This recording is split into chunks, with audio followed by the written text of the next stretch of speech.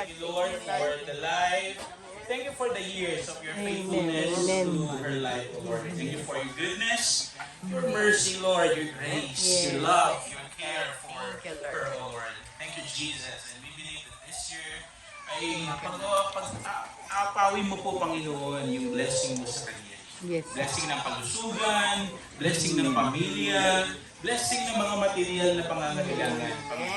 Kami pong tinatayuan ng naniniwala, mga nananampalataya sa inyo ay meron pong kinabukasan at meron pong daladalang pagpapalang mula sa inyo. Lord, sama-sama po kami bilang pamilya, bilang magkakaibigan, bilang churchmate, Lord, dumadalangin ng lalo pang katatagan sa pananampalataya ni Ate Zenny. Lord, salamat po yung kanya pong request, O Lord, sa inyo, na yung pamilya ay sabay-sabay na maglingkod, sabay-sabay na purihin ka, sabay na kayo na sila ay makapagbigay ng karangalan sa iyo. Lord, grant this request, Lord. Ibigay po niya kay Isa sa ito pong dalangin at desire ni Ate Zenny. Salamat po, Panginoon. Ibigay mo po ang mga dinidesire niya, mga bagay na hindi naman po lalayo sa inyong kaloob. Yes, sir.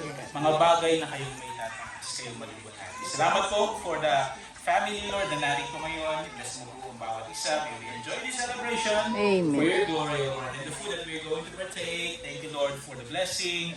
Thank you, Lord, for this food, O Lord, na aming po pagsasalusan. Yes. We praise you, Lord. We honor you. This is our prayer. In Jesus' name. Amen! Happy birthday to you! Cha-cha-cha!